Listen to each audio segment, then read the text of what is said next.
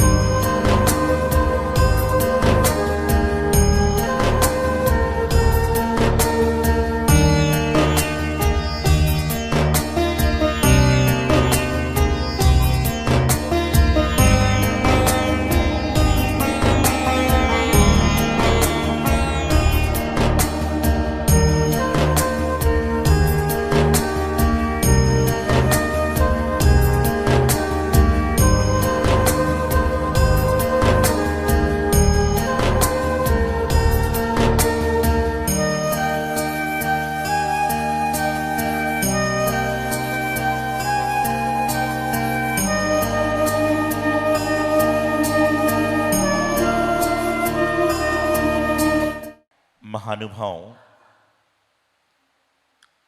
जैनागम में पूजा के कई रूप बताए गए। उसमें एक अष्टद्रव्य से पूजन भी है, एक भक्ति को भी कहीं ना कहीं फलदायी बताया गया है। भक्ति सुंदर रूपम, ऐसा आता है कि भक्ति कैसी हो, सुंदर रूप से हो। रूप से तात्पर्य शरीर के रंग से नहीं है, रूप से तात्पर्य यह है कि जो आपकी आत्मा का रूप है, आत्मा का स्वरूप है, वह कैसा है। आज बड़ी विचित्र स्थिति है, कपड़े में मलिनता है तो इंसान के पास साबुन है उसको स्वच्छ करने के लिए, लेकिन मन के अंदर मलिनता है तो उसके लिए कौन सी साबुन का प्रयोग करे जिसका मन मलिन हो जाए, मन मलिनता से दूर हो जाए। कितना भी गंदा कपड़ा क्यों ना हो, आपके पास सर्फ है, साबुन है, पता नहीं क्या क्या चीजें हैं जिसके माध्यम से आप उसको स्वच्छ कर सकते हो, लेकिन आपके मन के अंदर जो कालीमा लगी है उसको स्वच्छ करने के लिए कौन सा डिटर्जेंट पाउडर है, कौन सी साबुन है, कौन सी मशीन है क्या किसी के पास? तो कहते हैं मन को साफ करना है तो प्रत्येक व्यक्ति को नाश्ता करना पड़ेगा। मन को साफ करना है तो प्रत्येक व्यक्ति को नाश्ता करना पड़ेगा। मन को स्वच्छ बनाना है तो प्रत्येक व्यक्ति को चाय पीना पड़ेगी, और मन को निर्मल बनाना है तो प्रत्येक व्यक्ति को भोजन करना पड़ेगा, और वो भी मंदिर में आने के पहले। तो आप सोचो कि महाराज क्या हो गया आपको आज, कौन सी चाय, कौन सा नाश्ता? तो कहते हैं प्रभु नाम की चाय पी लो। कौन सी चाय पीना है? प्रभु नाम की चाय पी लो, आत्म ध्यान का नाश्ता। कौन सा चाय पीना है? प्रभु नाम की चाय पी लो, आत्म ध्यान का नाश्ता, और ज्ञानामृत का भोजन कर लो, यही मोक्ष का रास्ता, यही मोक्ष का रास्ता। कि प्रभु नाम की चाय पीना है, आत्म ध्यान का नाश्ता करना और ज्ञानामृत का भोजन कर लो। नहीं तो आप सोच रहे महाराज आज क्या बोल रहे हैं, चाय पी के आओ, नाश्ता करके आओ, ये करके आओ। प्रभु नाम की चाय पीना, घर से सो के उठ के सबसे पहले चाय पीना तो प्रभु नाम की पीना, और जो प्रभु नाम की चाय पी लेगा उसको दुनिया में कोई समस्या आ ही नहीं सकती। प्रातःकाल उठो, चाय की प्याली आए ना आए, लेकिन प्रभु की नाम की प्याली आपके होठों पर जरूर आना चाहिए। कहते हैं जो व्यक्ति सिर्फ मरा मरा शब्द बार बार बोलता है तो उसके जीवन में राम का उच्चारण अपने आप हो जाता है। कुछ लोग मैंने ऐसे देखे हुए हैं जिनको ज्ञान नहीं था, हिंदी पढ़ना नहीं आता था, वही गुरुदेव के पास में आए, बोले महाराज जी मुझे कुछ आता नहीं है। महाराज ने उन्हें 108 कंकड़ दे दिए, बोले भगवान महावीर स्वामी का नाम लो और इधर उधर करते जाओ। कहते हैं उस कंकड़ को इधर उधर करते करते महावीर वीर वीर वीर बोलते बोलते वो आदमी आज ज्ञानी बन गया। क्यों? क्योंकि श्रद्धा थी, आस्था थी, विश्वास था। आज ऐसा नहीं है कि आपके पास श्रद्धा आस्था नहीं है, लेकिन श्रद्धा आस्था जो है वह आपकी विकल्प सहित है, संकल्प सहित नहीं। अच्छा, आप जब कभी फ्लाइट में बैठते हो या बैठे होंगे तो आप में से कितने लोगों ने पायलट से जाके पूछा कि आपने प्लेन पहले चलाई है कि नहीं चलाई? पूछा कभी किसी से जाके? क्यों? आपको विश्वास है कि जो पायलट गाड़ी प्लेन चला रहा है वह हमें सुरक्षित स्थान पर पहुंचा देगा। आप अपने बच्चों को, यदि 1 घंटे बच्चे की क्लास मंदिर में लगती है तो माँ बाप में से कोई ना कोई एक आदमी मंदिर में प्रेजेंट होता है, लेकिन जब आपका बच्चा 5 घंटे स्कूल में जाता है तो क्या आप वहां पर प्रेजेंट होते हैं? आपको विकल्प नहीं होता कि टीचर मेरे बच्चे को मारेगा तो नहीं, टीचर मेरे बच्चे को तकलीफ तो नहीं देगा। आपको वहां पर संकल्प विकल्प नहीं है, क्योंकि आपने पता करके काम किया है। अच्छा, एक ऐसी जगह भी है संसार में जहां पर सारे के सारे लोग जाकर झुकते हैं, मंदिर के अलावा, गुरु भगवान के अलावा। कौन सी जगह है बताओ? एक ऐसी जगह है जहां पर जाके सारे के सारे लोग सिर झुकाते हैं। कौन सी जगह है? मंदिर छोड़ दो, गुरुद्वारा छोड़ दो, जिनवाणी की बात छोड़ दो, नाई की दुकान। नाई की जो दुकान होती है वहां पर राजा भी बोलता है, और नाई बोलता सिर झुका, तो राजा को सिर झुकाना पड़ता ना। सैलून सेंटर जिसको बोलते हैं, नाई की दुकान में वो कहता है ऐसे करो तो आदमी ऐसा कर लेता है, वो कहता है ऐसा करो तो आदमी ऐसा कर लेता है। उस समय विकल्प नहीं है कि नाई मेरे बाल काटने की जगह मेरा कान तो नहीं काट देगा। ऐसा चल रहा है। आज लोगों के अंदर श्रद्धा मर नहीं गई है, लेकिन श्रद्धा को जीवंत भी नहीं कर रहे हैं। जितना आपको विश्वास बाहर है, उतना आपको विश्वास यदि अंदर हो जाए तो समझ के चलना कि जीवन का आपका कल्याण हो जाए। यहां तो लोग आते हैं और 2 बार नमस्तु महाराज जी करेंगे।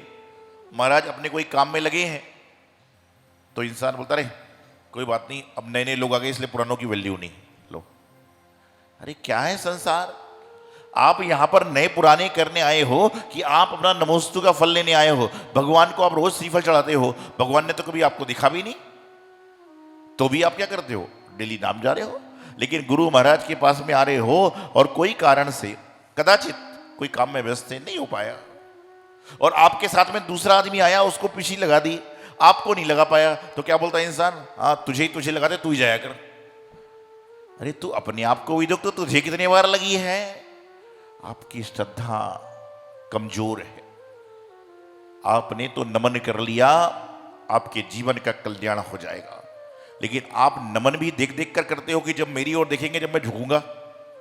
आदमी श्रीफल लेकर मंदिर में आता है और जब तक भगवान की शांति धारा नहीं होगी वो श्रीफल चढ़ाता ही नहीं। क्यों? फल लेकर मंदिर में भगवान के पास में आ रहे हो, जब महाराज जी के सामने आओगे, जब लेकर, अरे क्यों कर रहे हो? आपने तो उनको प्रत्यक्ष हो चाहे परोक्ष चढ़ा लिया, आपको पुण्य का बंध होना प्रारंभ हो जाएगा।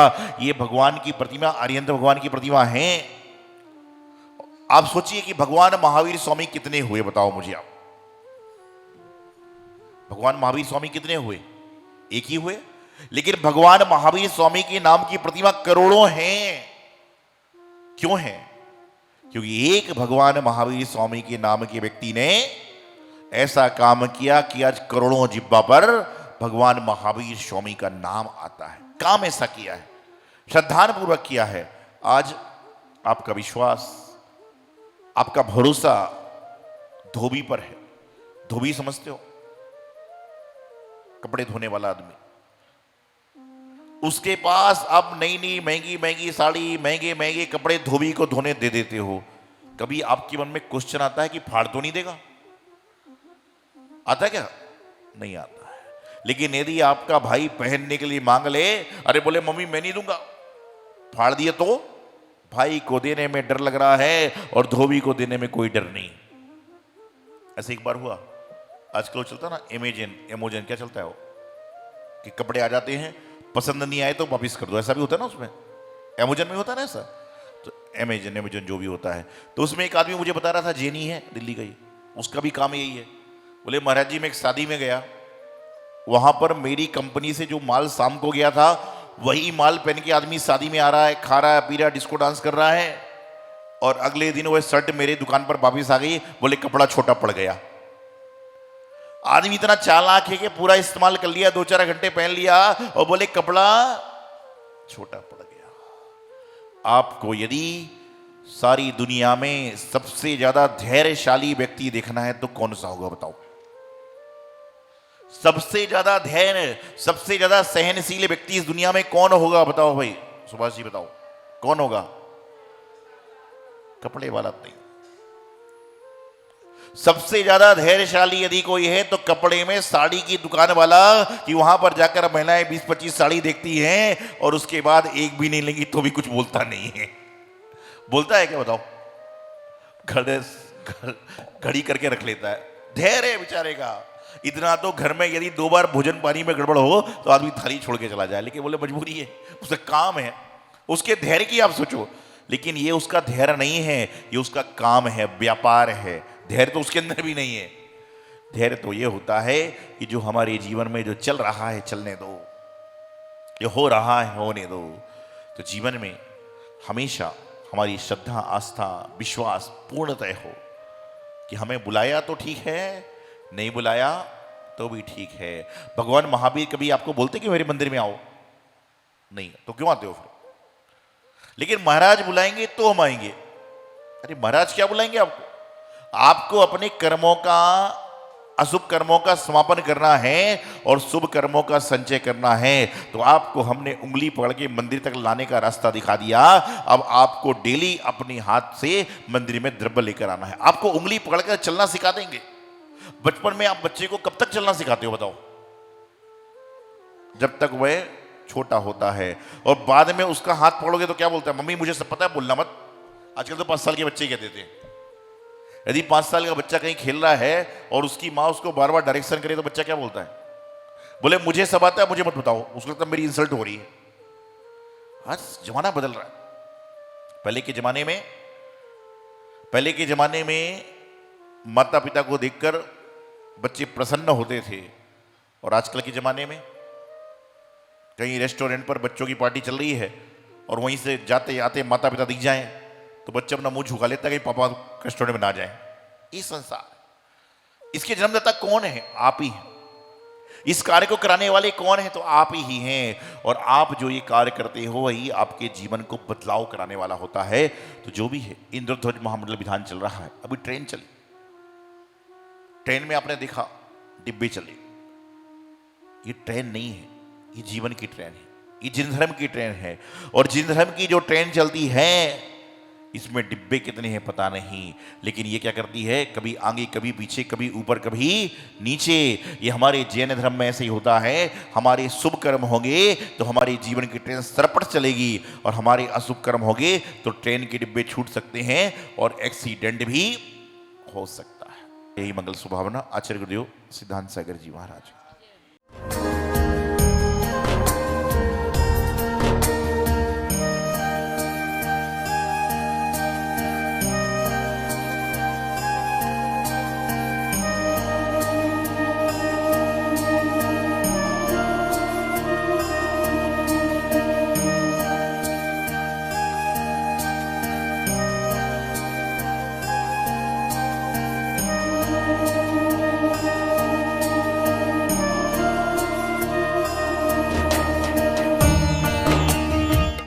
इस कार्यक्रम के प्रसारण सहयोगी थे श्री दिगंबर जैन बड़ा मंदिर, B73B, सेक्टर 27, नोएडा, उत्तर प्रदेश। संरक्षक श्री महावीर जैन, संरक्षक डॉक्टर SP जैन, संरक्षक श्री राकेश जैन, अध्यक्ष श्री पवन कुमार जैन, उपाध्यक्ष श्री निर्मल कुमार जैन, सचिव श्री अजय जैन, कोषाध्यक्ष श्री सुभाष चंद्र जैन, महासचिव श्री चंद्र प्रकाश जैन, प्रबंधक श्री सुबोध कुमार जैन, सदस्य श्री संदीप जैन, सदस्य श्री प्रमोद जैन, सदस्य श्री दिनेश जैन, सदस्य श्री राजीव जैन, सदस्य श्री MP जैन।